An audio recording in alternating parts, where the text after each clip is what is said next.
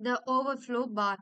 So இந்த overflow பார் என்ன பண்ணும்னா, ஒரு நார்மலா நம்ம வந்து பேடிங் யூஸ் பண்ணி கிரியேட் பண்ற மாதிரி இருக்கும்.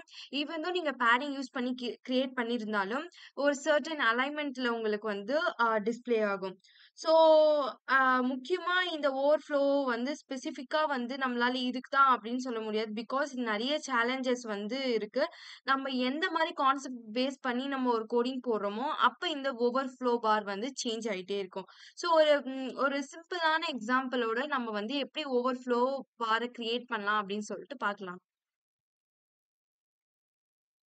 ஸோ ஃபர்ஸ்ட் இந்த மெட்டீரியல் ஆப்ல நான் என்ன இப்போ யூஸ் பண்ண போறேன்னா, ஹோம்ல பேடிங் யூஸ் பண்ண போறோம். ஸோ பேடிங்லாம் நம்மளுக்கு தெரியும். ஒரு விட்ஜெட்ட ஆட் பண்ணணும்னா, அதுக்கு அரவுண்ட் ஒரு பேடிங் வந்து நீங்க போடலாம். ஸோ பிகாஸ் இது என்ன பண்ணும், உங்கள சைல்ட்ல ஒரு விராப் கொண்டு வரும்.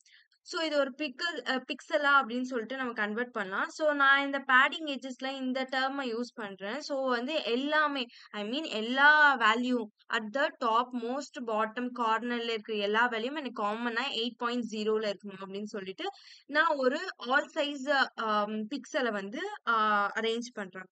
ஃபாலோட் பை என்னோட சைல்ட்ல வந்து ஓவர்ஃப்ளோ அப்படின்னு சொல்லிட்டு நான் வந்து ப்ரொவைட் பண்றேன். ஸோ இது வந்து ஒரு கஸ்டம் விட்ஜெட்ட வந்து கிரியேட் பண்றதுக்காக இருக்கும். So part of your library உங்களுக்கு இம்போர்ட் பண்ற மாதிரி இருக்கும். ஸோ ஃபாலோட் பை நம்ம என்ன பண்றோம் ஸ்பேசிங் அப்படின்னு குடுக்குறோம். ஸோ இது வந்து ஒரு முக்கியமான விஷயம். நீங்க ஏதோ ஒரு சர்டைன் திங்ஸ் வந்து நீங்க டிஸ்கிரைப் பண்றீங்க. அத வந்து நீங்க பில்ட் பண்றீங்க. அது சிங்கிளா இல்லாம மல்டிபிள் திங்ஸா இருந்தா அதுக்கு ஒரு ஸ்பேஸ் கண்டிப்பா தேவை. ஸோ அதுக்காக நான் வந்து ஸ்பேசிங் அப்படின்னு சொல்லிட்டு ஒரு எலமெண்ட்ட யூஸ் பண்றேன். ஸோ இந்த ஸ்பேசிங் வந்து 20 அப்படின்னு சொல்லிட்டு இண்டிகேட் பண்றேன். ஸோ இது என்ன பண்ணும்னா, ஒவ்வொரு சில்ட்ரன் மூலியமா வர ஓவர்ஃப்ளோவ வந்து டிஸ்டன்ஸ் மெயின்டெயின் பண்ணி நம்மளுக்கு கிளியரா யூஐ ஷோ பண்ண ஹெல்ப் பண்ணும். ஃபாலோட் பை என்னோட லிஸ்ட் நான் இப்ப கிரியேட் பண்ண போறேன். ஸோ என்ன குடுக்குறேன்னா, சைட்ல வந்து விட்ஜெட் அப்படின்னு சொல்லிட்டு ப்ரொவைட் பண்றேன். ஸோ ஃபர்ஸ்ட் எலிவேட்டட் பட்டன் நான் வந்து கிரியேட் பண்ண போறேன். நம்மளுக்கு தெரியும் ஒரு ஆ இது வந்து ஒரு ரெய்ஸ்ட் அப்பியரன்ஸ் வந்து Flutterல யூஸ் பண்ணுவாங்க. ஸோ இது என்ன யூஸ் பண்ணா, ஏதோ ஒரு டயலாக் பாக்ஸ் இல்ல ஒரு பாக்ஸ் யூஸ் பண்றதுக்காக யூஸ் பண்ணோம். ஸோ இது ஒரு பட்டனா கன்சிடர் பண்றோம். ஸோ இந்த பட்டன்ல நான் என்னலாம் யூஸ் பண்றேன் அப்படின்னா, இந்த பட்டன்ல இருக்க டெக்ஸ்ட் வந்து பிளாக் 1 அப்படின்னு சொல்லிட்டு இருக்கணும்.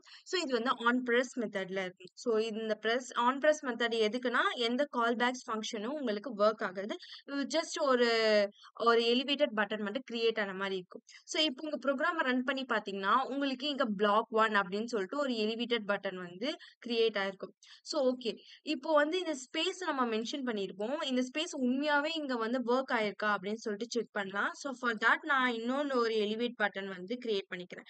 ஸோ இது வந்து பிளாக் 2 அப்படின்னு சொல்லிட்டு மென்ஷன் பண்ணியிருக்கேன். நீங்க ஈவன் தோ எத்தனை எலமெண்ட் குடுத்திருந்தாலும், இந்த ஸ்பேஸ் வந்து பர்ட்டிகுலரா எல்லாத்துக்கும் பேரலலா வொர்க் ஆகும். ஸோ இப்போ உங்க ப்ரோகிராம ரன் பண்ணி பார்த்தீங்கன்னா, உங்க பிளாக் 1க்கும் பிளாக் 2க்கும் இடையே வந்து உங்களுக்கு ஒரு சர்டைன் ஸ்பேஸ் வந்து கிரியேட் ஆயிருக்கும். இந்த ஸ்பேஸ வந்து ஓவர்ஃப்ளோ அப்படின்னு சொல்லுவாங்க. இது வந்து ஒரு ஓவர்ஃப்ளோ பார்ன்னு சொல்லுவாங்க. ஸோ இது வந்து உங்களுக்கு இன்னொரு ஒரு எலமெண்ட்ட நீங்க ஆட் பண்றதா இருந்தா, எலிவேட் பட்டன் மூலியமா ஆட் பண்ணிக்கலாம். ஸோ அதுக்கு நான் பிளாக் 3 அப்படின்னு சொல்லிட்டு குடுத்துருக்கேன். ஈவன் நீங்க உங்க ஸ்பேஸ நீங்க வந்து குறைக்கணும் அப்படின்னு ஆசைப்பட்டீங்கன்னா, ஸோ 8 அப்படின்னு சொல்லிட்டு நான் குடுக்குறேன். ஸோ இப்போ உங்க ப்ரோகிராம ரன் பண்ணி பார்த்தீங்கன்னா, உங்களோட ஈவென்ச்சுவலா உங்களோட ஸ்பேஸ் வந்து குறையறது நீங்க வந்து பார்க்கலாம்.